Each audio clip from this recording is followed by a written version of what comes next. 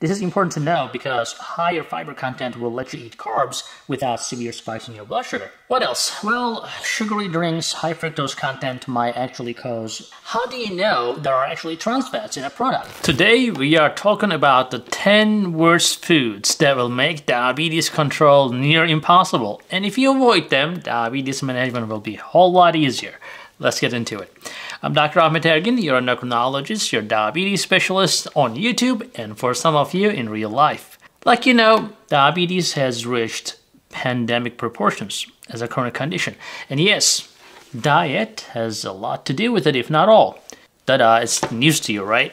But hey, you'll hear some good information on this video, so stick around. I'll give you a nice tip at the end, so you will love it at the end of this video if you keep watching. In addition to heart disease, kidney disease, and blindness, uncontrolled diabetes has a bunch of ugly consequences. So why are we concerned with these foods? They're delicious, right? Why not just enjoy our life? Well, because of their effect on raising your blood sugar and the insulin levels, causing a lot of inflammation in your body and increasing your risk of disease. So not just diabetes, but a whole lot more disorders such as heart disease, cancer, etc. In other words, if you keep eating these, you will enjoy your life, but it's not going to last too long, or you may be living your life in pain and suffering if you end up with diseases such as diabetes or chronic conditions that I talked about. So don't worry though. I am not here to tell you to quit everything that you love or to say everything is bad for you. I'm just going to open your eyes to the horrible foods that you may be eating and thinking that they're actually good for you. And yes, a lot of good foods people with diabetes or pre-diabetes should steer clear, and I'm going to talk about 10 of them today. And yes, if you do so, I think you'll be good to go. So, when it comes to those with diabetes, why is carbohydrate intake is so important, right? Think about the macronutrients such as carbohydrates, protein, and fat that gives you the energy. Well, carbohydrates by far the most detrimental to your blood sugar levels, like you know. That's because they are pretty much absorbed to your bloodstream. You know, they're broken down no matter what it is, sugar or carb. I'm not saying the carbs are evil here. I'm just saying they're also an important part of your diet, but you have to be careful about what type of carbs you consume. Starches, sugar, fiber, they're all carbs. But fiber, on the other hand, is not even digestible, and it slows down the absorption in your body. So it doesn't raise your blood sugar as much.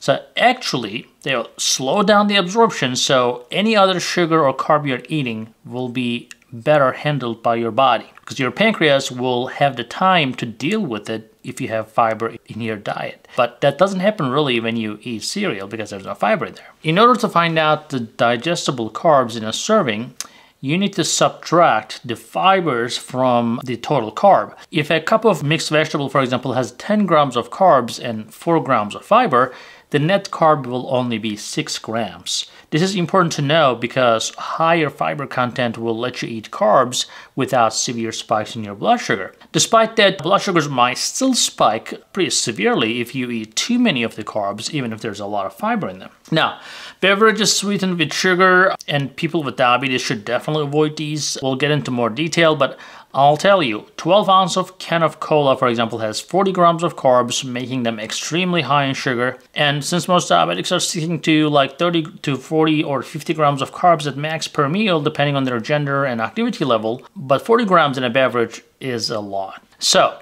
another example of a sugar-sweetened beverage like iced tea and lemonade has around 45 grams of carbs a piece, a cup or something. 8 ounces of soda, for example, or an apple juice has 25 grams of carbs. So most of these are loaded with fructose syrup, which is linked to insulin resistance and diabetes. The studies actually suggest that people who consume these sugary beverages, their risk of diabetes increases, but also their fatty liver disease risk increases. On the other hand, drinking water with a wedge of lemon, which has only 1 gram of carb, is practically calorie-free and is a far better, superior option. What else? Well, sugary drinks, high fructose content might actually cause belly fat that you don't want to have. They raise your cholesterol, they raise your triglyceride levels. All of these can be super dangerous. A diet including, for example, 25% of calories from high fructose beverages increases your insulin resistance and belly fat increase, and metabolic rate will go down, and eventually you will develop obesity and diabetes. It's best to avoid the sugary drinks altogether in order to keep your blood sugar levels under control and lower the risk of pretty much any disease that you can think of. Number 2 in the list is trans fats. So trans fats are pretty much made synthetically and super harmful. They're made by stabilizing the unsaturated fatty acids with hydrogen, like margarine, peanut butter spreads, creamers, frozen dinners, all includes trans fats. And the manufacturers of baked goods, such as like the crackers or muffins makers, they typically add preservatives to help increase the shelf life of their product. And in spite of the fact that the trans fats don't directly increase your blood sugar levels, they have been associated with increased inflammation, insulin resistance, and belly fat, as well as lower HDL cholesterol levels and cardiovascular risk increase, and of course, diabetes.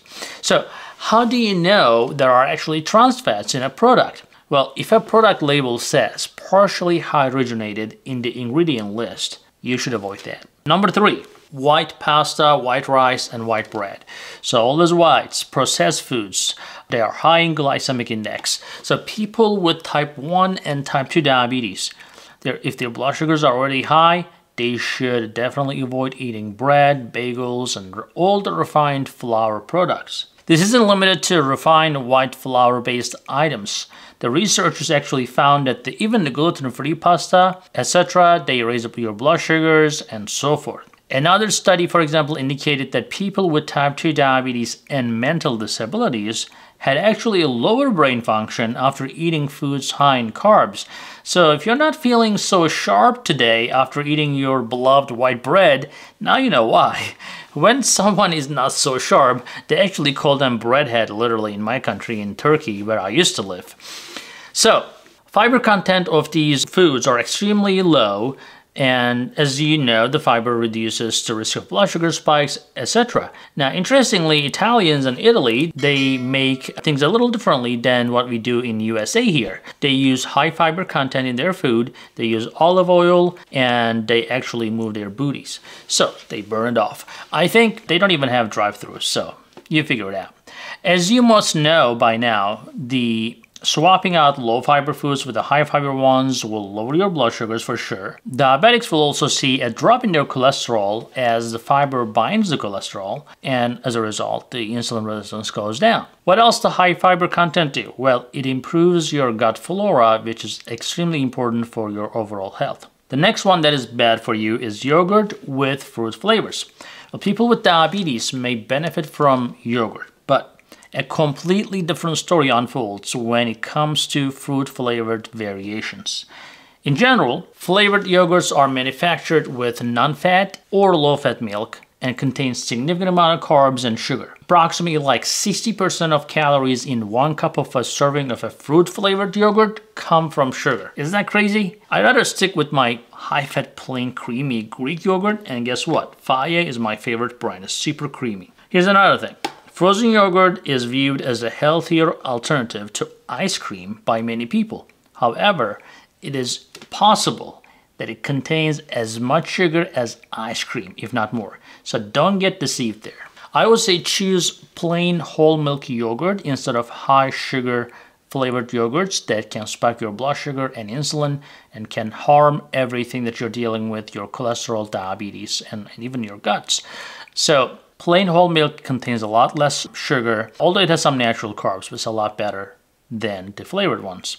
The next one in the list, which is the 5th one, is breakfast cereals with added sugar. So if you have diabetes, starting your day with cereal is one of the worst things you can do. No matter how good for you they claim to be, most cereals are loaded with sugar and carbs. They also supply very little protein, which is a nutrient can help you feel full and satisfied for a long time, and help maintain the stable blood sugar levels throughout the day. For diabetics, even healthy breakfast cereals are not the best option, so stay clear of that. For example, granola has 44 grams of carbs in a half cup of serving, and also each serving contains no more than 7 grams of protein. So most cereals should be avoided in favor of protein-based low-carb breakfast to help manage the blood sugar and curb your appetite. So we have a best breakfast video, so I would say watch that one after this one. Number 6, coffee drinks with flavorings. Now, a lower risk of diabetes has been associated with drinking coffee. Don't get me wrong. You may know this if you have watched our other video about the coffee and diabetes. But fancy coffee drinks, on the other hand, like the ones you get in the almighty Starbucks store, should be seen as a liquid dessert rather than a nutritious drink. The brain does not handle liquid also as well as solid foods. So when you consume calories through beverages, you do not make up for it by eating less later, which could result in weight gain. So do not get your calories through liquids. Carbohydrates are a lot in those flavored coffee drinks. I'll give you an example. Starbucks, for example, a 16 ounce of caramel macchiato, which is around 500 cc, has around 60 grams of carbs, whereas the blonde vanilla latte has around 30 grams of carbs in the same serving size. I would say choose regular coffee or espresso with a tablespoon of heavy cream or half and half to keep your blood sugar under control and prevent the weight gain. But remember, when you have diabetes, you need to account for small blood sugar rise due to caffeine in the coffee that may raise your adrenaline, especially in the mornings. Number 7, maple syrup, honey, or agave nectar. These are almost as bad as white table sugar and like candies or cookies that are all pretty much the same. They are different type of sugar, but they're all sugar and they will raise your blood sugar. So they are all examples of natural sugars and they do not really have a lot of fiber. So they're not like processed white sugars, they're a little bit better, but they're still significantly spike your blood sugar, so stay clear of them. Number 8, dried fruits and berries. Now, fruits and berries are fine, right? But a different story with the dried ones. So vitamin C, potassium, all this good stuff that comes, vitamins and minerals and antioxidants with the fruits are great. But the dried fruits has a concentration of these nutrients, and since the water is removed, everything becomes more concentrated. Well, that also means that the sugar concentration increases in them as well. For example, grapes will include 27 grams per cup with a little fiber in there, but 1 cup of raisins with the same thing, dried, 145 grams. So that's drastically different. So you really have to watch out your portion if you are eating dried fruits, and if you cannot watch your portion, just not worth it. Don't eat it at all. I mean, the raisins have 4 times as much carbs as grapes. Think about that. This is crazy. The carb content of some of the other dried fruits also higher than the regular fresh fruits, so stick with your fresh fruits if I were you. Eating like fresh berries or little apples and pears and oranges with minimal sugar content will help you lose weight, also keeping your blood sugar in check. What is next? Well, the snacks that are in containers. A bad snack example would be something like a pretzel or crackers that have been packaged. Why? Because they feature a lot of fast digesting carbs that can quickly elevate your blood sugar levels, and often they are manufactured with refined flour. In reality, the carbohydrate content of these items may be higher than what they list on the nutrition label, because studies actually show that those snack items include 10% more carbs than they advertise. So it is best to consume a handful of almonds, for example, or a few low-carb vegetables with an ounce of cheese or something when you're hungry in between meals. And if you can, just stop snacks altogether. That would be the best. And the last worst thing you can have is fries. Well, fries are a popular dish. Even if you don't have diabetes, you should stay away from French fries. Why? Carbohydrate content in potatoes is high to begin with, and the carbohydrates can make up to 35 grams of just a medium potato with only 2.5 grams of fiber. So after everything is said and done though, fries may do way more harm than just you're raising your blood sugar. It's been proven that deep frying food creates hazardous substances, which we call them glycation end products and aldehydes at high concentrations. It is possible that these chemicals actually cause a lot of inflammation in your body and enhance the chance of getting sick. A ton of studies actually connected those high intake of fried foods such as French fries to heart disease and a bunch of other cancers. Now, sweet potatoes are the greatest choice if you don't want to forego potatoes completely. So you can bake them and eat them in moderation, but here's a better option. Parsnips, right? So the parsnips are good. Mashed parsnips look and taste similar to mashed potatoes and have lower amount of carb.